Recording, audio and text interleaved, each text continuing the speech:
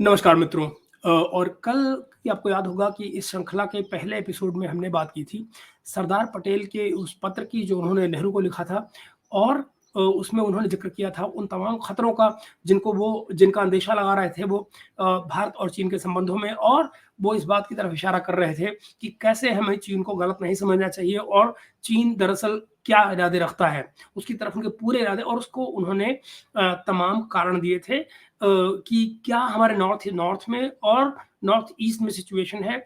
उन्होंने अपनी कमियों की तरफ भी ये इशारा किया था कि कहाँ-कहाँ हमारे यहाँ चूक हो रही है, जिसको बेहतर किए जाने की ज़रूरत है, और उस पर रीअसेसमेंट के लिए उन्होंने आईबी की रिपोर्ट को भी रेफ़र किया था कि दरअसल हमें भारत सरकार को उस समय पर आईबी की रिपोर्ट पर गौर करना चाहिए। उन्होंने वो रिपोर्ट उनको फॉरवर्ड करने की भी बात की थी। तो मित्रों, आज की बातचीत में हम बात करेंगे न सिर्फ उस घटनाक्रम की जो उसके बाद हुआ, पंचशील के एग्रीमेंट के बाद में, जो कि 29 अप्रैल 1954 को साइन किया गया था। तो अब आप देखिए, ये अप्रैल की बात कर रहे हैं हम, 29 अप्रैल 1954, 29 अप्रैल 1954। उसके बाद आप देखिए कि बमुश्किल बमुश्किल 2 महीने बाद इस एग्रीमेंट के, यानी पंचशील एग्रीमेंट के साइन होने के अप्रैल के अंत में 2 महीने बाद ही आपको पहले सिग्नल मिलने शुरू हो गए। चीन के तरफ से जो बेईमानी थी, जो उनकी तरफ से क्या कहा जाए, उनके दिल की जो खटास थी, या यूँ कहें जो उनके दिल की जो भड़ास थी, वो नज़र आने लग गई थी कि दरअसल उनके मन में है क्या? उनके मन में जो था वो नज़र आने लग गया था। मैं इशारा कर रहा हूँ आपका कि जो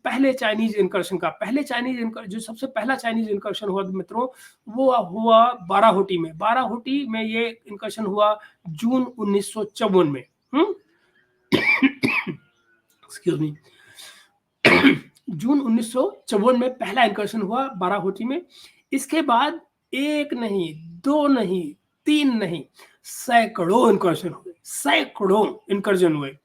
और ये तमाम के तमाम इनकर्शंस रिपोर्ट किए गए और बताया गया कि किस तरह से लगभग 6 से 7 किलोमीटर जो एलएसी थी उस समय की, और उसका जो मिडल सेक्टर था इंडो तिब्बतन बाउंड्री पर, वहाँ पर सैकड़ों इनकर्शन जो हुए। उसके बाद में इनकी नई पोस्ट जो पीएलए की थी, पाकिस्तान जो पीपल्स लिबरेशन आर्मी, यानी जो चाइनीज फोर्स थी, उनकी पोस्ट वहाँ पर लिटरली उग आई।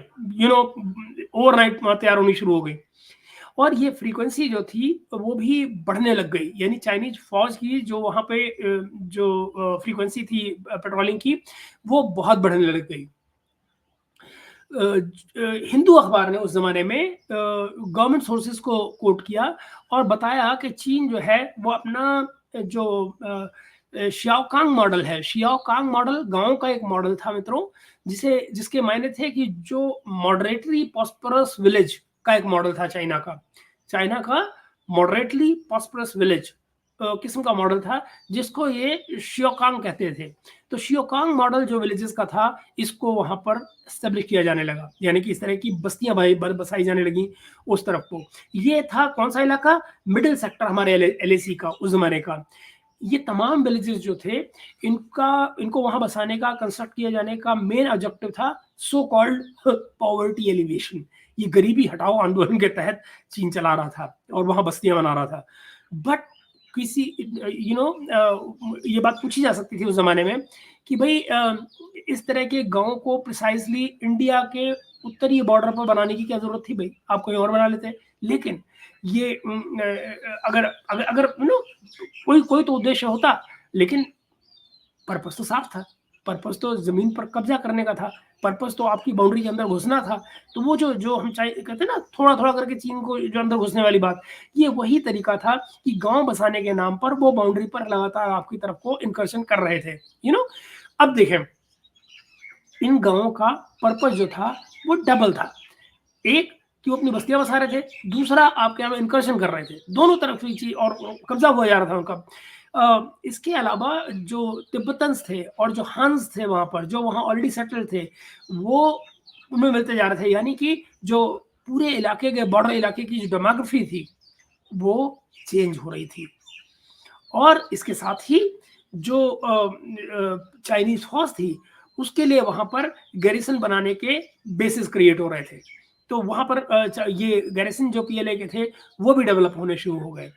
रिपोर्ट में, हिंदू की रिपोर्ट, इस रिपोर्ट में ये भी मेंशन किया गया कि चाइनीज जो है वो इन गांवों को बनाने की जो उनकी रफ्तार है वो बहुत तेज हो रही है। लगभग लगभग 300 से 400 गांव जो कि मल्टी स्टोरी ब्लॉक्स थे उनको 90 से 100 दिन में बनाया जा रहा था, यानी कि लगभग लगभग 4 घर रोज मल्टी स्टोरी बिल्डिंग्स बनानी, 4 घर रोज की एवरेज पर, यानी कि 90 से 100 दिन में 300 से 400 घर बनाए जा रहे थे। ये कंस्ट्रक्शन जो था ये बॉर्डर सेटलमेंट, मतलब वहाँ के जो नॉर्थ वेस्ट का जो थॉलिंग का इलाका था, या जिसको आज की तारीख में हमारे उत्तराखंड का जो चमोली डिस्ट्रिक्ट है उस तरफ ये हो रहा था। और जो इसकी जो मिलिट्री कॉम्प्लेक्स था सारा ये अंडर कंस्ट्रक्शन नजदीक का हो रहा था, यानी कि जो मिलिट्री कंस्ट्रक्शन भी साइड बाय साइड, जैसे जैसे गांव में बसा रहे थे वैसे वैसे साथ में मिलिट्री कंस्ट्रक्शन भी होता चला जा रहा था। जो सुपर स्ट्रक्चर थे बिल्डिंग्स के वो इन पर पूरी तरह से कंप्लीट थे, बोथ लोकेशंस पर कंप्लीट थे। अब देखिए आगे क्या हो रहा है। चाइना जो है वो इन बेसिकली घर कैसे बना रहे थे, प्री फैब्रिकेटेड घर थे सारे सारे जो बन रहे थे, तो इनको एक्सटेंसिवली बनाया जा रहा था बड़ी तेजी से। और जब प्री फैब्रिकेटेड होंगे तो जाहिर है कि रफ्तार आपकी बढ़ जाती है मकानों को बनाने की। अब आप चलते हैं इसकी हिस्टोरिकल बैकग्राउंड में। हिस्टोरिकल बैकग्राउंड क्या है? जो बाराहोटी का इलाका है ये सारे का सारा, ये इसको बताया जाता है कि ये डिस्प्यूटेड था, इसकी हिस्ट्री जो है डिस्प्यूटेड है। जो बाराहोटी इलाके की हिस्ट्री कैसे डिस्प्यूटेड है, हम उसकी बात कर लेते हैं। याद रहे कि सेंचुरीज से जो इंडो तिब्बत फ्रंटियर है ये पीसफुल रहा है। लेकिन इंडिया जो भारतीय जो डिप्लोमेट्स रहे हैं जिन्होंने पंचशील का जो एग्रीमेंट पर नेगोशिएशन की थी, वो हमेशा जो इंडिया के जो नॉर्दर्न फ्रंटियर्स हैं इनको कंफर्म करने से बचते रहे। यानी भारतीय डिप्लोमेट जो थे, मूर्खतापूर्ण एटीट्यूड था, सॉरी टू से दिस, बड़ा फुलिशली उन तमाम जगहों पर ये जो हमारे फ्रंटियर्स थे उसको वहां पर अंडरलाइन करने में, कंफर्म करने में बचते रहे, नहीं किया इन्होंने।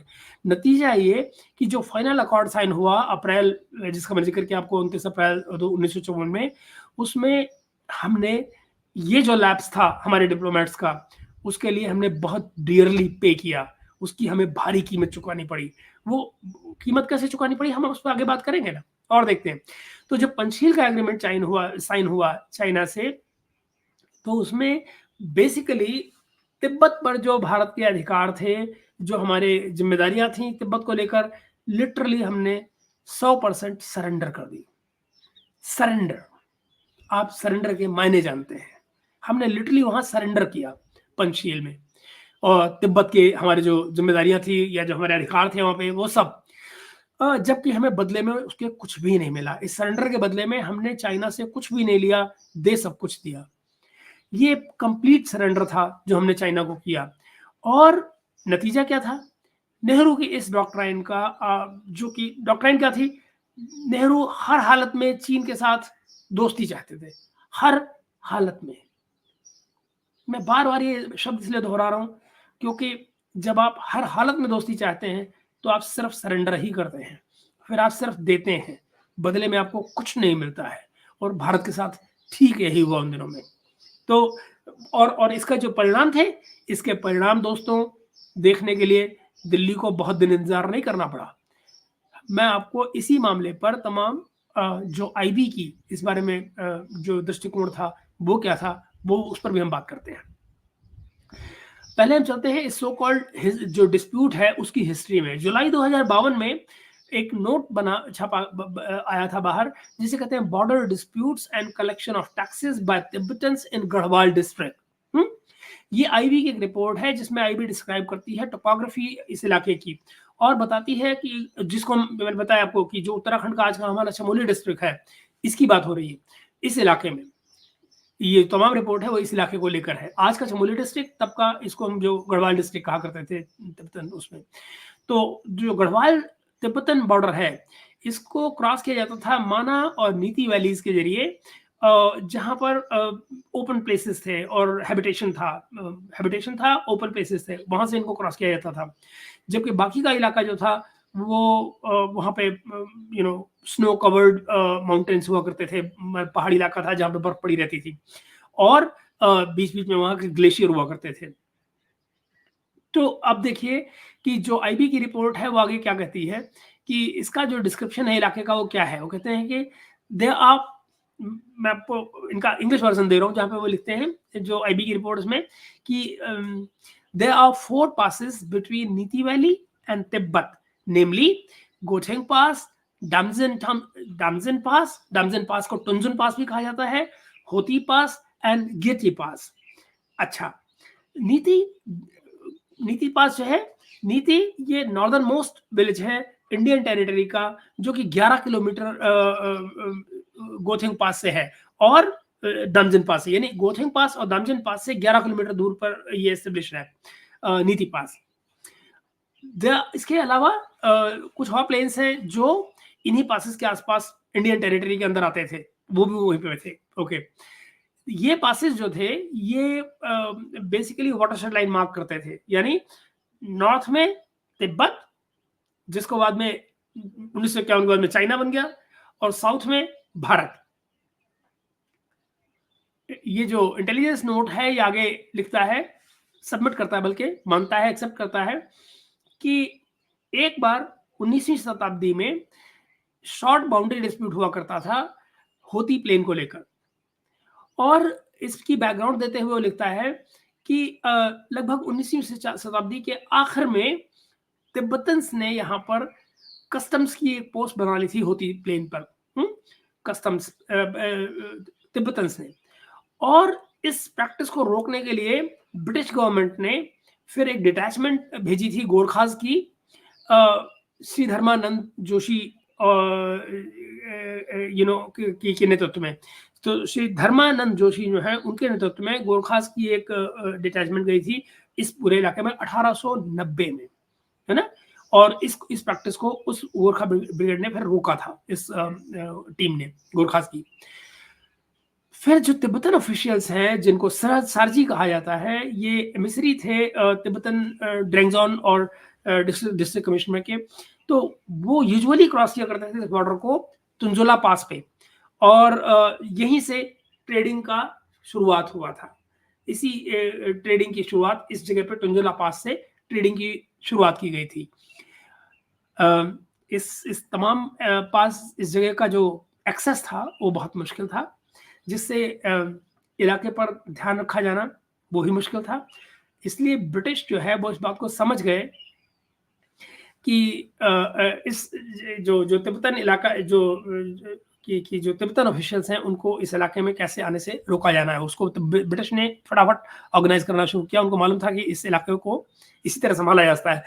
चीन ने जैसे ही पश्चिमी तिब्बत पर 1950s में कब्जा किया, तो उन्होंने बाराहोटी पर अपने कब्जे का ऐलान करना शुरू कर दिया।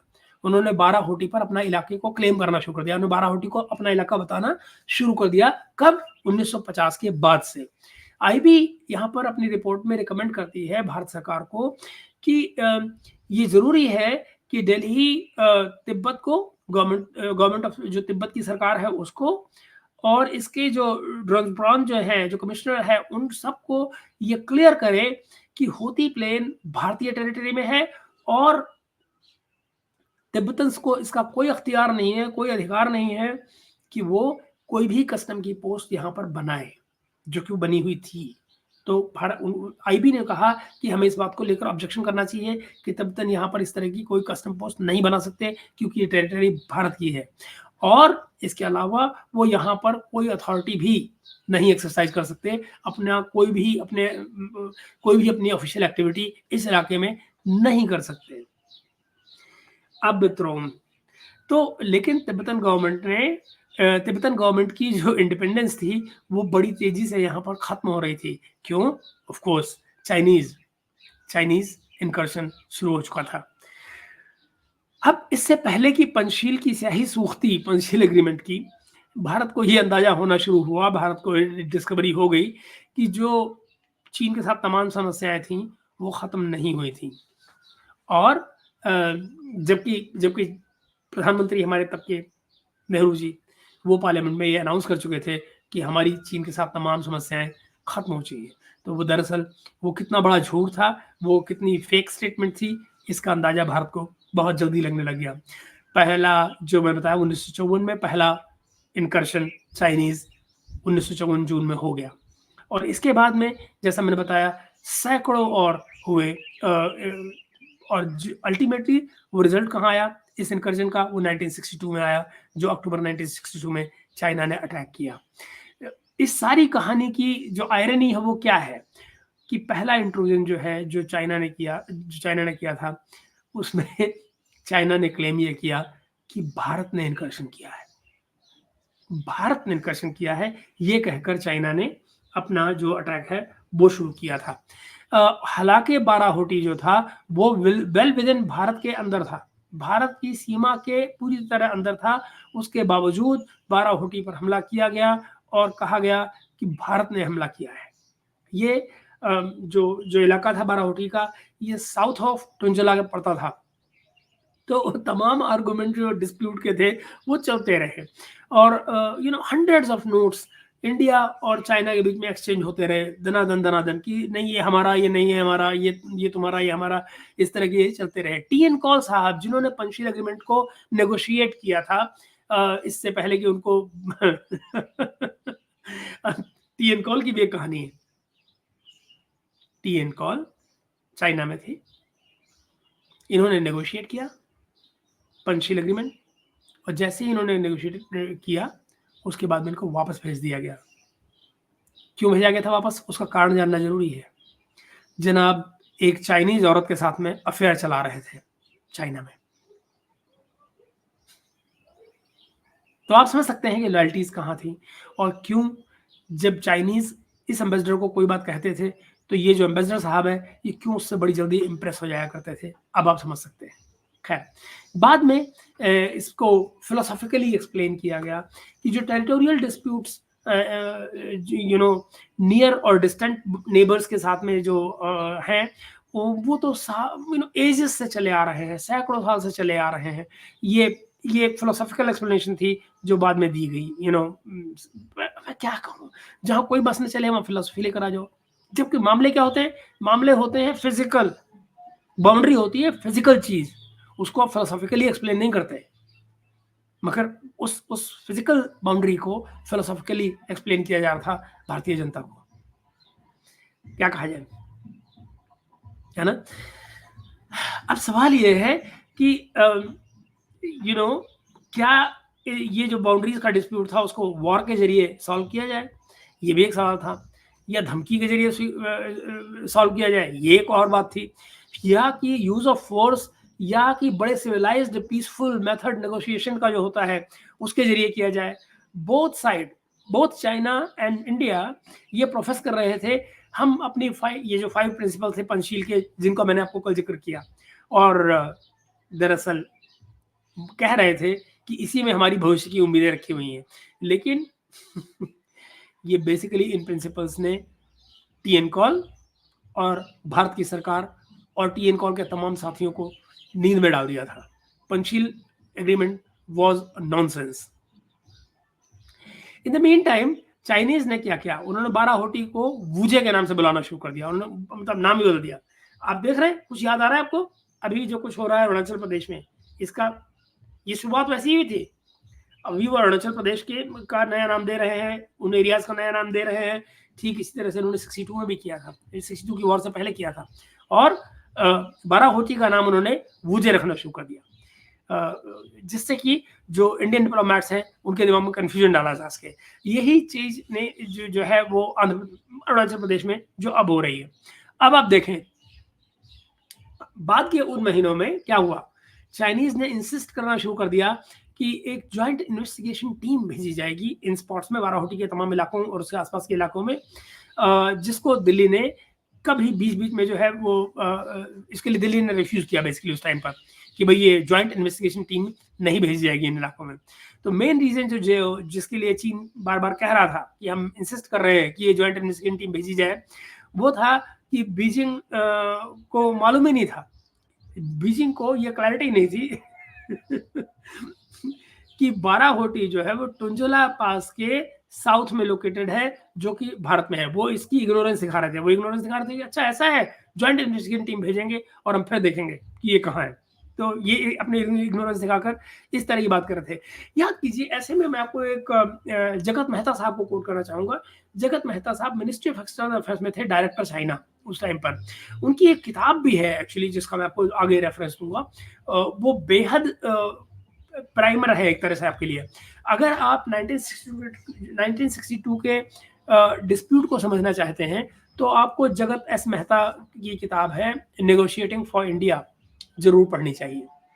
उसके पढ़े बिना आप उस समय डिप्लोमेसी के लेवल पे क्या खेल चल रहे थे, मैं आपको बार बार आगे उस किताब का रेफरेंस दूंगा और उसके रेफरेंसेस भी कोट करूंगा। कुछ ये प्राइमर है, आपको जगत एस मेहता की नेगोशिएटिंग फॉर इंडिया जरूर पढ़नी चाहिए। ये कौन थे उस समय? ये डायरेक्टर चाइना थे, मिनिस्टर ऑफ एक्सटर्नल अफेयर्स में। Director China means Chinese desk, जो चाइनीज अफेयर देखते थे। तो ये सिचुएशन लगातार धीरे धीरे खराब होती रही। तो जगत मेहता ने उस समय पर एक नोट प्रोवाइड किया। इसमें उन्होंने बाराहोटी सागा जो था पूरा, उसकी बैकग्राउंड दी पहले सालों में, शुरुआती सालों में। उसमें वो लिखते हैं, जो मेहता साहब है वो क्या लिखते हैं, वो बड़ा खूबसूरत कोट है जो आपको दे रहा हूँ, कोट कर रहा हूँ मैं आपको उनकी किताब से, इस नोट से। वो क्या लिखते हैं? The Chinese claim to the Barahoti became known to us in 1954. When India and Chinese armies faced each other in the small pasture ground, the suggestion for refraining from sending the troops was first made in 1955 and was reiterated in 1956. It was agreed that no troops should be sent by either party, that is India and Pakistan, India and China, in 1957. 1957 में ये agreement हुआ कि भाई दोनों ही पार्टियां इस इलाके में अपनी अपनी पार्टीज नहीं भेजेंगी, patrolling parties. And a conference to discuss the disputes regarding Barahoti was held in April June 1954। तो अप्रैल से जून 1958 के बीच में इसको लेकर इनके बीच में एक कॉन्फ्रेंस होल्ड की गई। ऑलराइट, एंड ऑफ कॉन्फ्रेंस में क्या हुआ? एंड ऑफ कॉन्फ्रेंस में it was agreed that neither side should send forces in exercise of its supposed right during the talk and until the question was settled. तो तय ये किया गया कि बाराहोटी के इलाके में इंडिया और चाइना अपनी फोर्सेस तब तक नहीं भेजेंगे जब तक दोनों ही साइड मिलकर इस बात को तय नहीं कर लेती, ये डिस्प्यूट जो बाराहोटी का कि ये किसके इलाके में आता है, सेटल हो पाए। तब तक ये मामला ऐसे ही ठंडे बस्ते में डाला जाए, ये उस कॉन्फ्रेंस में तय किया गया। At the same time Chinese ने अगेन रिएटरेट किया कि उनकी डिजायर है, उनकी चाहत है, वो चाहते हैं एक ज्वाइंट इन्वेस्टिगेशन किया जाए। While persistingly, मैं अगेन कोट कर रहा हूँ, persistently refused to, यानी Chinese, that means Chinese persistently refused to specify the actual area of वुजे। मतलब वुजे के इलाके को वो एग्जैक्टली डिमार्केशन के लिए भी तैयार नहीं थे, and yet they kept on asking कि हम जाके पहले चेक करेंगे ज्वाइंट इन्वेस्टिगेशन टीम के जरिए। When pressed in a vague manner they said would covered 15 kilometres north to south and 10 kilometres east to west. बस इतना बताया उन्होंने। वुजे मतलब यही बाराहोटी वाला इलाका। तो बाराहोटी को क्या करें, 15 किलोमीटर नॉर्थ से साउथ और 10 kilometre east to west, but no coordinates were given even with reference to this area. coordinates कोई नहीं दिए गए, यूं ही वेगली बस ये बता दिया गया 15 किलोमीटर ऐसे, 10 किलोमीटर ऐसे। जस मेहता साहब आगे एक्सप्लेन करते हैं कि इंडिया ने ये क्लियर कर दिया that Barahoti was a small pasture ground south of Tinzula। ये भारत ने क्लियर किया। During the talks, we specified, again I'm quoting verbatim quote कर रहा हूँ मैं आपको। During the talks, we specified the relevant coordinates and pointed out that the area involved was about 2 kilometers in length and 3/4 of a mile in breadth. The Chinese did not agree to our suggestion for the complete neutralization of this area and hinted that they would continue to send their civil officials. तो basically उन्होंने भारतीय claim को Chinese ने मानने से मना कर दिया, जो भारत ने एग्जैक्ट इस इलाके को मेजरमेंट के उसमें बताया। तो जब भारत ने एग्जैक्टली कोऑर्डिनेट्स दिए इस इलाके के, ओके, और उन्होंने कहा कि नहीं, हम अपने सिविल ऑफिसर्स यहाँ भेजते रहेंगे, हम उसको उन्होंने मना नहीं किया, उन्होंने इससे इनकार कर दिया मानने से। ओके, वेयर अपॉन इसके बाद में अगेन वो लिखते हैं आगे कि we also informed them, that means Chinese, that we were reserving the right to send our own revenue officials to this area. Bharat ने भी ये कहा कि भाई हम अपने कस्टम ऑफिशियल्स इस इलाके में भेजते रहेंगे। दिस एग्रीमेंट जो था पेट्रोल्स का, ये अनआर्म था कि भाई दोनों ही पार्टीज जो हैं वो बिना हथियारों के जाएंगी, कस्टम ऑफिशियल जो होंगे वो हथियार लेकर नहीं जाएंगे, कोई आर्म पार्टी नहीं जाएगी। जबकि इंडिया ने अपना प्रॉमिस पूरा किया, भारत ने हमेशा यही किया, अपने कोई भी लोग जो है वहाँ पे हथियार लेकर नहीं जा रहे थे। जबकि चाइना ने आर्म्ड डिटैचमेंट इस इलाके में भेजनी शुरू कर दी, और 1958 में ही, 1958 में उन्होंने आर्म्ड डिटैचमेंट यहाँ भेजनी शुरू कर दी, जब इंडियन सिविल पार्टी सितंबर में वहाँ से विड्रॉ हुई। तो जैसे ही सिविल पार्टी वहाँ से हमारी विड्रॉ हुई, उन्होंने इमीडिएटली वहाँ पर अक्टूबर 58 में अपनी आर्म डिटैचमेंट भेज दी। यहाँ पर 2 पॉइंट जरूर रखने चाहिए सामने, और वो पॉइंट क्या है कि ये भारत के लिए जरूरी नहीं था कि भारत 12 होटी वाली कॉन्फ्रेंस में 1958 की पार्टिसिपेट करता, लेकिन भारत ने किया। By the nature of it, उससे क्या हुआ, ये हमने ऑलमोस्ट एक्सेप्ट कर लिया कि देयर इज अ डिस्प्यूट, है ना। इसके बाद आउट ऑफ गुडविल इंडिया ने ये भी एग्री किया for the sake of friendship with China, that कि हम बात अपनी आगे इस बारे में, इस डिस्प्यूट पर करते रहे, विच इज आपने पोजीशन को बेसिकली वीक किया। आपने कभी भी अपने राइट को असर्ट करके ये कंफर्म नहीं किया, we don't want to talk about it, this is our area, thank you very much, get lost. मगर आपने वो अधिकार के साथ में उस बात को कभी कहा ही नहीं, आप हमेशा हैंकी पैंकी वहां करते रहे, लचर बिहेवियर आपका रहा। ये एक पॉइंट था। दूसरा क्या था, सेकंड पॉइंट, कि आप इवन जब हमने ये एग्री कर लिया कि बिना हथियारों के वहां पर पेट्रोल टीम भेजी जाएंगी to this remote plain, Beijing ने जब अपना वादा पूरा नहीं किया, और यहां से उन वादों की जो खिलाफ वर्जी थी वो शुरू हो जाती है, जो इवन आज तक चल रही है अरुणाचल प्रदेश में और ईस्टर्न लद्दाख में, आज भी सब जारी है। तो डिप्लोमेटिक ब्लंडर यहाँ से क्या होता है, ये अब अगेन ये एक, मैं आपको यहाँ से नई बात शुरू कर रहा हूँ कि अब यहाँ से हम बात करेंगे उस डिप्लोमेटिक ब्लंडर्स की जो हमने इस तमाम इलाके में की है। ज्यादातर भारतीयों को पता है, ज्यादातर भारतीयों को लगता है कि 1962 का जो अटैक था हमारे हिमालयन फ्रंटियर पर चाइना का, वो धोखा था, भारत के साथ किया गया एक धोखा था। ये तमाम बातें जो हाल ही में तमाम पत्राचार, तमाम जो डॉक्यूमेंट सामने आए हैं, उससे कंफर्म होता है कि चीन की तरफ से कितनी कैलकुलेटेड नेचर थी इस हमले के लिए जो उसने भारत पर 1962 में किया था। भारत के लिए उन्होंने सोच रखा था कि हमें एक लेसन सिखाना है, टीचिंग इंडिया अ लेसन। ये एक ऐसा अंडरलाइन उनका स्टेटमेंट था जो मौजूद था उनकी तमाम हरकतों में। ये एक्चुअली बार बार उनकी तरफ से कहा भी गया है डिफरेंट स्टेजेस पे। अगर आप कंजक्शन देखें इंटरनेशनल इवेंट्स का, तो उसमें आप पाएंगे कि चाहे वो साइनो सोवियत स्प्लिट था, चीन और रशिया का जो स्प्लिट था, वो उसकी भी एक भूमिका थी। लेकिन हमें देखना क्या चाहिए, हमें बेसिकली देखना ये चाहिए कि जो कुछ हुआ, क्या उसमें हमारा अपना भी कोई रोल था, क्या हमारी अपनी भी एक भूमिका थी, क्या हमने उन तमाम बातों पर गौर किया है। जो अब हम बात करने जा रहे हैं वो इसी तरह से इसी मुद्दे पर है कि हमारी गलतियां कहाँ हुई 1962 के डिबैकल में, जो डिप्लोमेटिक फेलियर थे भारत की तरफ से वो क्या थे।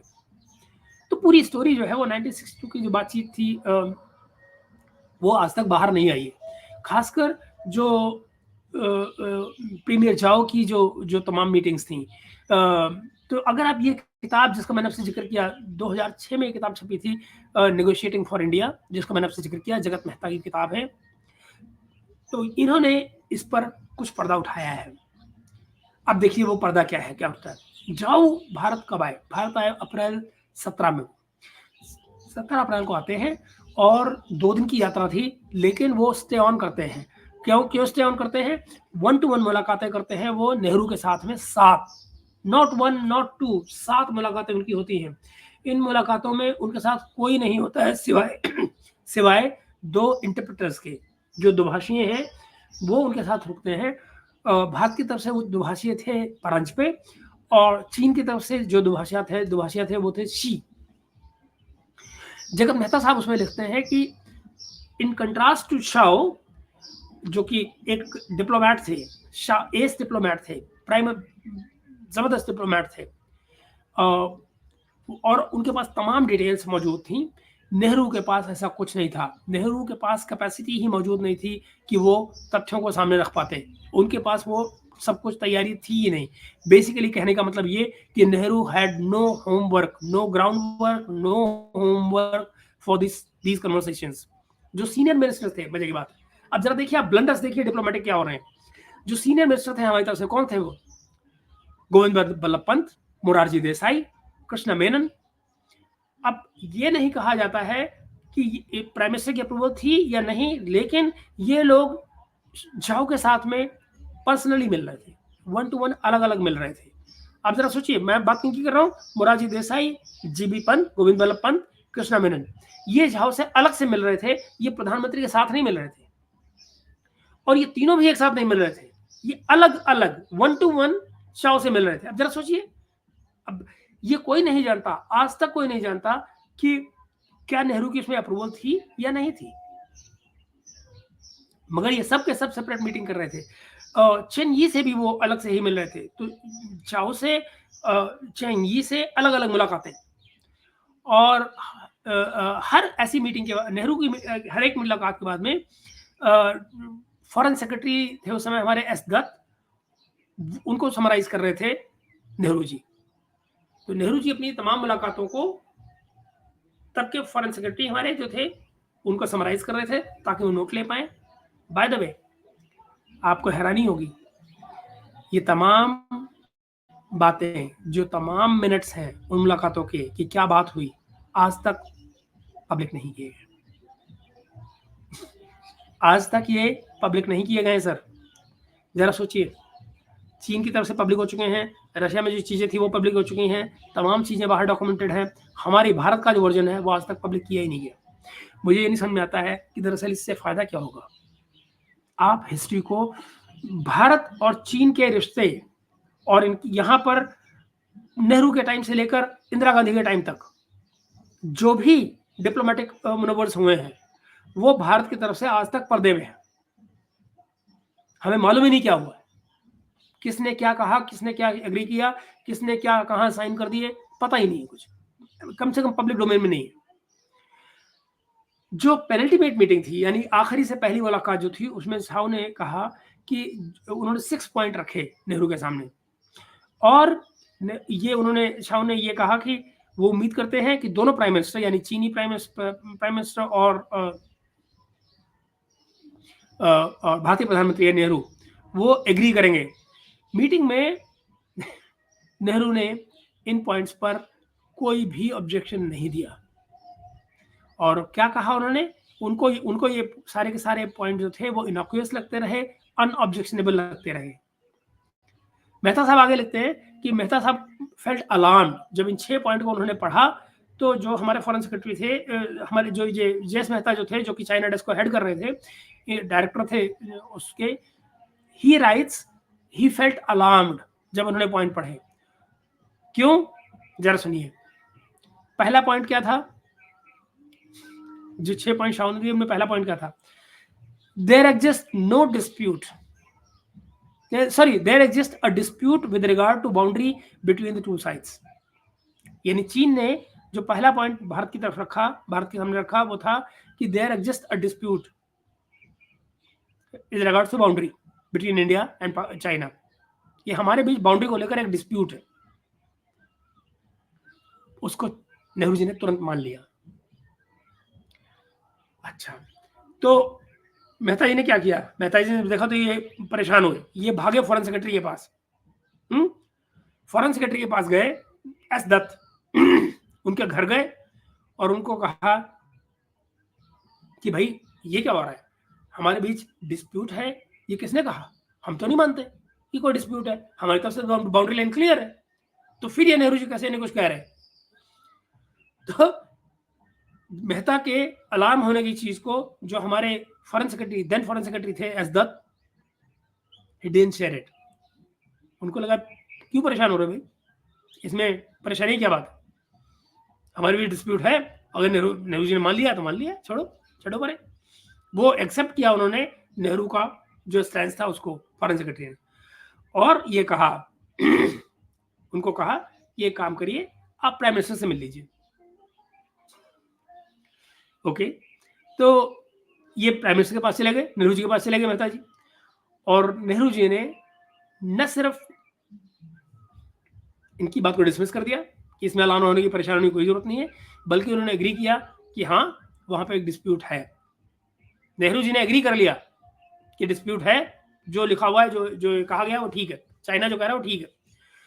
इतना ही नहीं, उन्होंने गुस्सा भी दिखाया मेहता को, इस बात पर उन्होंने मेहता पर गुस्सा दिखाया कि तुम इस बात को लेकर इतना चिढ़ क्यों रहे कि भारत चाइना के बीच डिस्प्यूट है, बाउंड्री का डिस्प्यूट है। ये नेहरू जी ने एक्सेप्ट कर लिया। ये पहला पॉइंट है उन 6 पॉइंट में से। फिर क्या होता है, कैबिनेट फॉरेन सेक्रेटरी जो फॉरेन अफेयर्स की जो कमेटी है उसकी मुलाकात होती है। वो कहाँ होती है, जीबी पंत के घर पे होती है, जिसमें नेहरू ने समराइज किया अपने डिस्कशंस को। उसके बाद में नेहरू जी को अपनी 7वीं और आखिरी मुलाकात के लिए जाना था झाऊ के साथ में।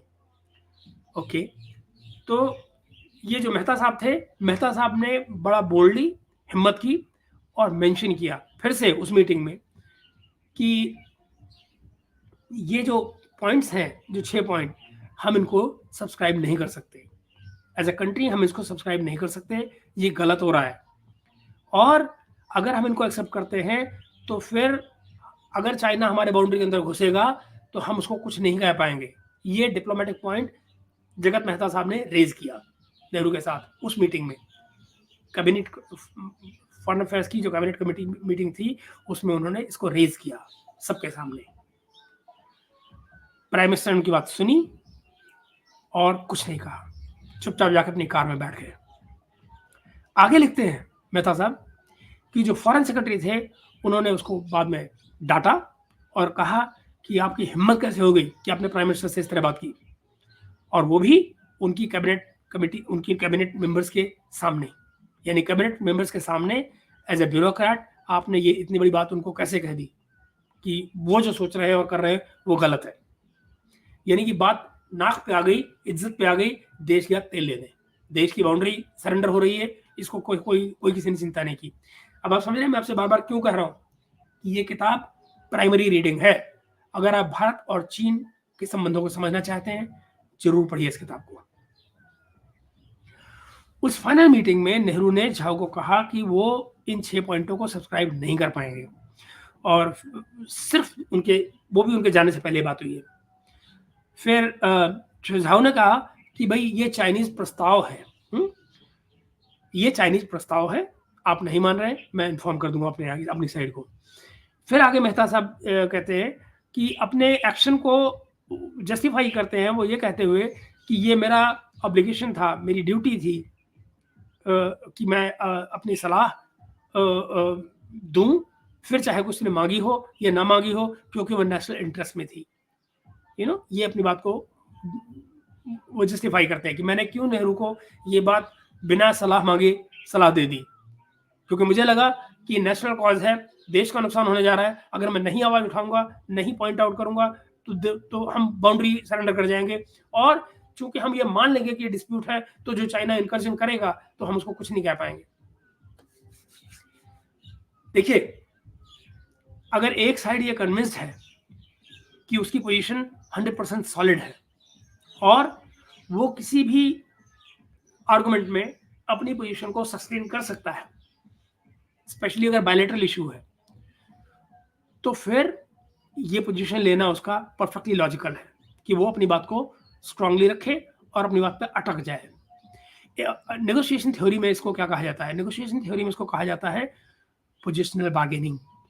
पोजिशनल बार्गेनिंग में क्या है कि जब मैं 100% श्योर हूं ये बाउंड्री मेरी है और मैं 100% श्योर हूँ इस बात को लेकर, तो मैं उसको स्ट्रांगली सामने रख के और अटक जाऊंगा।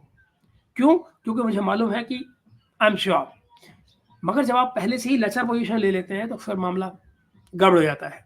बार्गेनिंग पोजीशन, आपकी पोजिशनल स्ट्रेंथ जब मजबूत थी तो आपको लेनी चाहिए थी, जो हमने नहीं ली।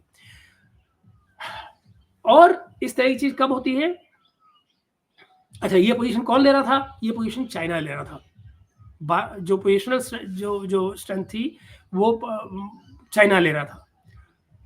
तो ये कामयाब कब होती है? जब दूसरी साइड ढलक के बैठ जाए, जो हिंदुस्तान ने किया। यानी ढलक के भारत ने एज इट इज मान लिया कि भाई हाँ यार डिस्प्यूट तो है। That's where the problem lies.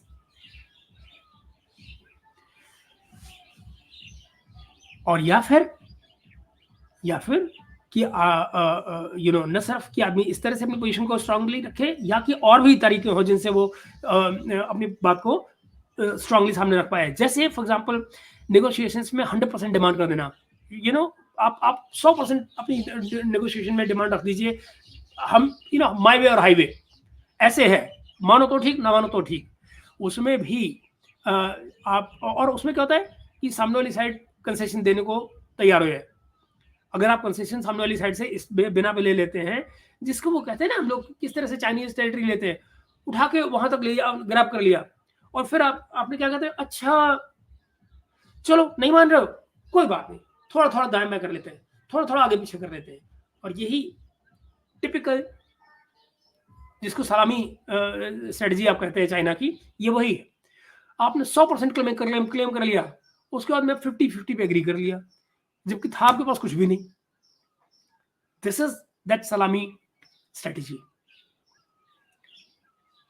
100 पे क्लेम कर लो, 50 पे राजी हो जाओ, तो क्या हुआ, 50 आपके पास आ गया मुफ्त में, जबकि पास शुरू में टू स्टार्ट में कुछ भी नहीं था। ये तो इसमें जो साइड दूसरी तरफ होती है, जो डिस्प्यूट को मान रही होती है, दरअसल वो हमेशा फेलियर में एडअप होती है। वो हमेशा फेल होके और 50 पे एग्री करती है। तो बेसिकली गिविंग साइड ही हुई ना, वो हमेशा वो दूसरी साइड गिवन कर रही है और आप हमेशा गेनिंग साइड में है। तो ये है वो पोजिशनल स्ट्रेंथ। क्या आपके पास इतिहास में कोई भी ऐसा एग्जाम्पल है कि जहां पर भारत ने इस तरह की पोजिशन ली हो और भारत ने कुछ गेन किया हो? कभी भी नहीं, कभी भी नहीं गेन किया है। अगर ये भारत नहीं कर पाया है तो इसीलिए ये जो चाइना के साथ हमारी जो नेगोशिएशंस रही हैं, जो 1962 का जो वॉर रहा है, उसको ग्रीक ट्रेजेडी कहा जाता है। इसीलिए कहा जाता है, आप कभी भी पोजीशन ऑफ स्ट्रेंथ में थे ही नहीं, आपकी डिप्लोमेटिक पोजीशन कभी भी स्ट्रांग थी ही नहीं। आप जिन मुद्दों को लेकर चल रहे थे, उसमें हमेशा से वीकलिंग थे। उसके अलावा आप ये देखिए कि हमने कब जो चीन और भारत का जो बॉर्डर डिस्प्यूट था, उसमें 100% अपना केस जो है बॉर्डर पे क्लैरिटी के साथ में रखा। ना आपके पास नक्शे ठीक से प्रेजेंट किए, ना आपने डिमार्केशन ठीक से प्रेजेंट किया। हमने हमेशा अपना जो स्टैंड पॉइंट था वो फ्लेक्सिबल रखा। स्पेशली जो हमारा वेस्टर्न सेक्टर था, यानी जो हमारा अक्साई चीन का इलाका और अक्साई चीन के आसपास का जो तमाम इलाका था, वहां पे हमेशा हमारा एटीट्यूड जो था वो फ्लेक्सिबल था। हमारे जो मैप थे वो अर्ली 1950s के, वो प्रिसाइज नहीं थे। नेहरू की जो अर्ली स्टेटमेंट्स थी अक्साई चीन को लेकर, वो क्या थी? Not a blade of grass grows there, यही था ना। तो ये वही फ्लेक्सिबल स्टैंस था। आप हमेशा ऐसी पोजीशन ले रहे थे जहां ऑलमोस्ट तैयार थे अपना इलाका देने के लिए, कि भाई जब वहां कुछ उगता ही नहीं तो ले लो, कोई दिक्कत नहीं। आपको याद है जब ये जो not a blade of grass grows there, ये किसी और ने भी बाद में इस्तेमाल किया था, और वो हमेशा सरेंडरिंग पोजीशन में होता है। कब होता है? आपको याद है जियाउल हक वाला इलाका, जब हमने सियाचिन पे कब्जा किया था 84 में, तो जियाउल हक ने क्या कहा था? एग्जैक्टली यही, not a blade of grass grows there. मतलब क्या होता है? जब आपके पास कुछ भी कहने के लिए नहीं होता है, तो आप ये आर्गुमेंट लेते हैं। मैं आपको 2 एग्जांपल दे रहा हूं हिस्ट्री में से जहां ये यूज हुआ है। नेहरू ने पहले, जियाउल हक ने बाद में, और दोनों के दोनों ऐसी पोजीशन में थे जहां सरेंडर कर चुके थे। आपके पास करने के लिए कुछ नहीं था, आपने ये वाला डायलॉग मार दिया।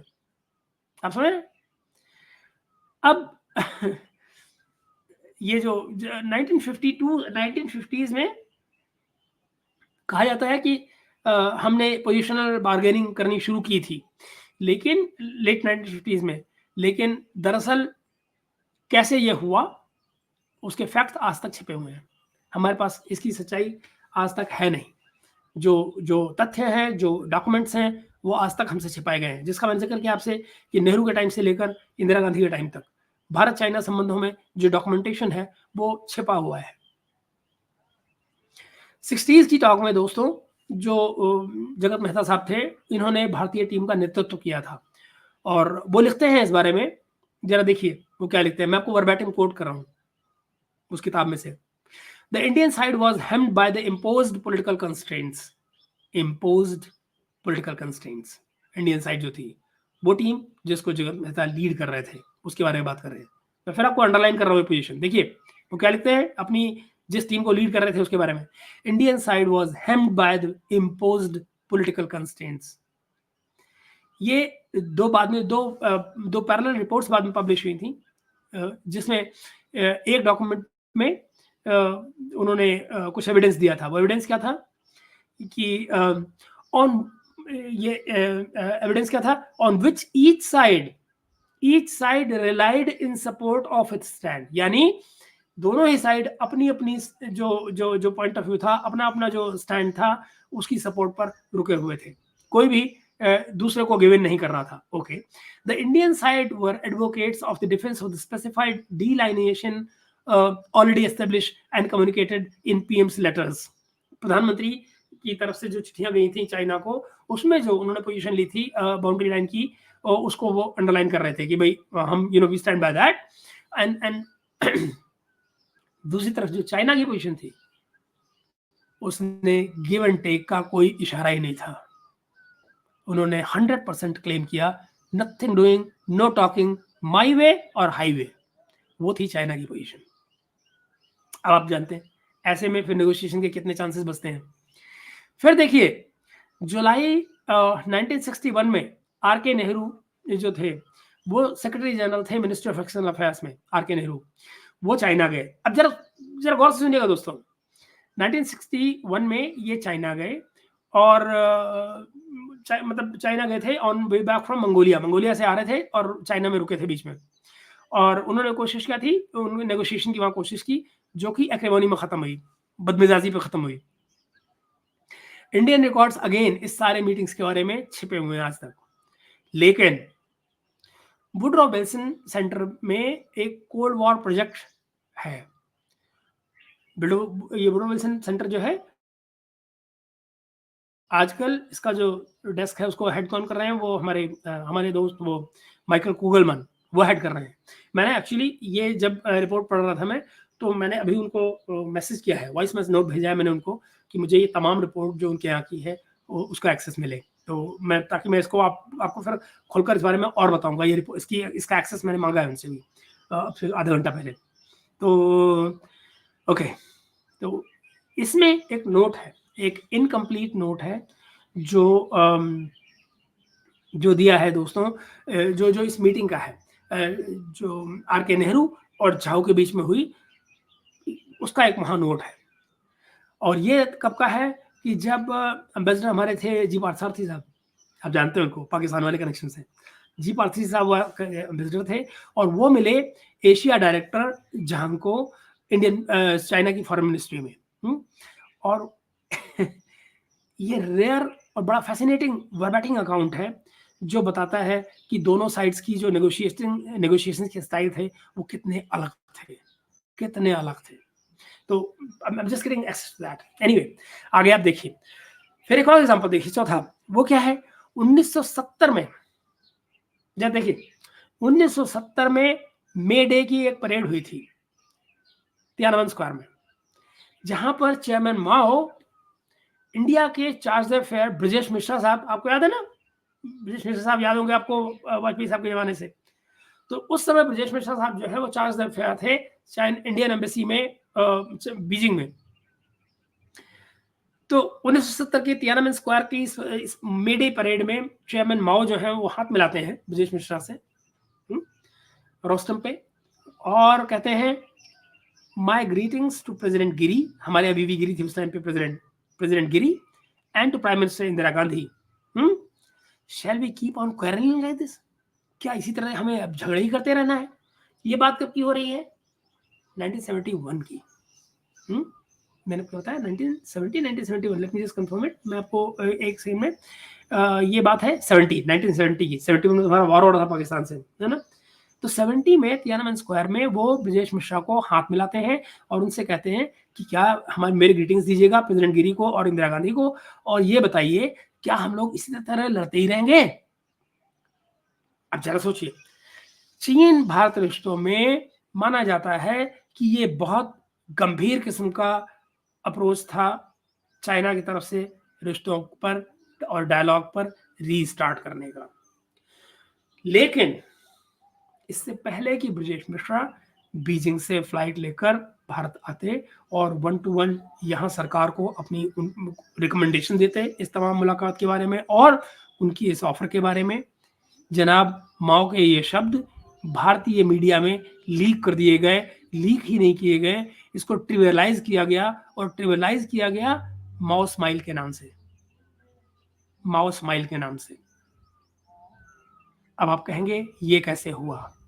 तो ब्रजेश मिश्रा ने बाद में इस सारे अकाउंट को पब्लिश किया इंडियन फॉरेन अफेयर्स जर्नल में और बताया कि ये लीक जो है वो भारतीय सरकार में जो सोवियत यूनियन के कुछ एजेंट बैठे हुए थे उन्होंने लीक की थी। क्यों लीक की थी? ताकि चीन और भारत के रिश्तों में ये रीस्टार्ट रोका जा सके। तो इससे पहले कि ब्रजेश मिश्रा आकर अपने रिकमेंडेशन देते, भारतीय मीडिया में उसको लीक करके उसको ट्रिवियलाइज कर दिया गया ताकि मुद्दे को, बच्चे को पैदा होने से पहले ही मार दो, यू नो, ये था। तो इंडियन हायरकी में प्रो सोवियत लॉबी मौजूद थी जिसने ये काम किया था। अब आप क्या कहेंगे? ये ब्रजेश मिश्रा जी की राइटिंग मौजूद है। नेट रिजल्ट इसका ये था कि जो एक ओपनिंग हो सकती थी 70 में वो मिस हो गई, और उसके बाद में फिर जो बांग्लादेश वाला क्राइसिस था, यू नो, तो आप ये देखिए कि जो नेगोशिएशन थी ये फिर 1972 में ही जाके शुरू हुई, क्योंकि बीच में 1971 वाला वॉर आ गया था जो बांग्लादेश वाला क्राइसिस था पाकिस्तान के साथ में। तो उसके बाद में खत्म करके फिर ये बातचीत जो है वो जाके कहीं 1972 में शुरू हुई थी। तब तक ये चीजें बड़ी सारी ठंडी हो चुकी थी। इन सम हमें अपनी तमाम जो डिप्लोमेटिक अप्रोचेस रही हैं दोस्तों, उनको रिव्यू करने की जरूरत है बड़े ही कूल और डिसकम्पैशनेट फैशन में। ये मेरा मानना है। मुझे लगता है कि जो तमाम इंफॉर्मेशन अब डाइवर्स सोर्सेज से निकल कर आ रही है, इसको री एग्जामिन किए जाने की जरूरत है, और सम प्राइमरी मटेरियल जो मौजूद है वो है इन कोल्ड वॉर आर्काइव्स में। कोल्ड वॉर आर्काइव्स में बहुत सारा मटेरियल इसको लेकर अवेलेबल है। फॉर एग्जाम्पल एक बड़ी लंबा और हार्ड हिटिंग खुर्शचेव का एक रिकॉर्ड है जो उनकी माओ से मीटिंग हुई थी, जिसमें इंडिया जो है बड़ा प्रोमिनेंटली फिगर करता है। तो और ये नोट है, इसको आप ऑनलाइन पढ़ सकते हैं। बाय द वे मैं आपको कैसे इसको एक्सेस दूं, लीजिए मैं आपको एक प्रिंट आउट कर रहा हूँ, स्क्रीन शॉट दिखा देता हूँ, जिसको आप वेट ए मिनट, मैं आपको दिखाता हूँ ये स्क्रीन शॉट।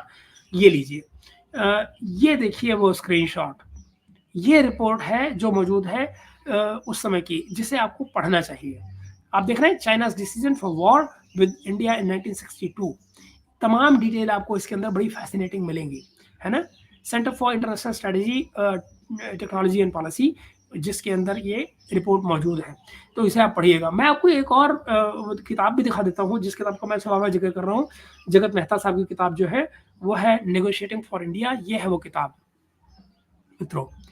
तो ये वो किताब है नेगोशिएटिंग फॉर इंडिया, जिसको मैं आपको बार बार रिकमेंड कर रहा हूँ कि आप जरूर पढ़िएगा।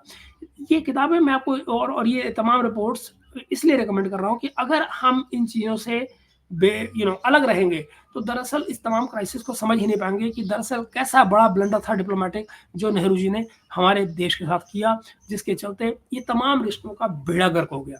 और हम तब सावधान नहीं हुए ड्रैगन की तमाम चालों के लिए जब हमें होना चाहिए था, जब हमें बार-बार पटेल साहब वार्न कर रहे थे इन तमाम चीज़ों को लेकर।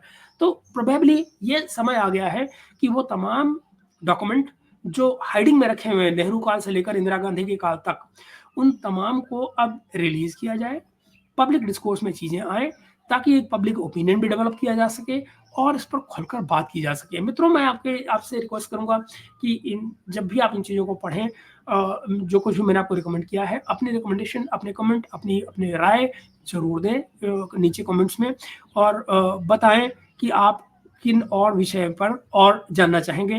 मैं कोशिश करूँगा कि उन पर आगे हम बातचीत जारी रखें। By the way, in the mean time जो मैंने रिपोर्ट माँगी है, जैसे ही ये रिपोर्ट मेरे पास आती है, तो फिर मैं आपको इस तमाम विषय में और जानकारी भी देने की कोशिश करूँगा। और तब तक, जब तक हम अगले विषय पे बात करेंगे मित्रों, मैं आपसे विदा लूँगा और मिलेंगे बहुत जल्दी किसी और एक विषय पर और एक गंभीर बातचीत शुरुआत करने के लिए। तब तक के लिए आप सभी का धन्यवाद और इंतज़ार रहेगा आपकी राय का, आपके कमेंट्स का। Bye bye, see you soon.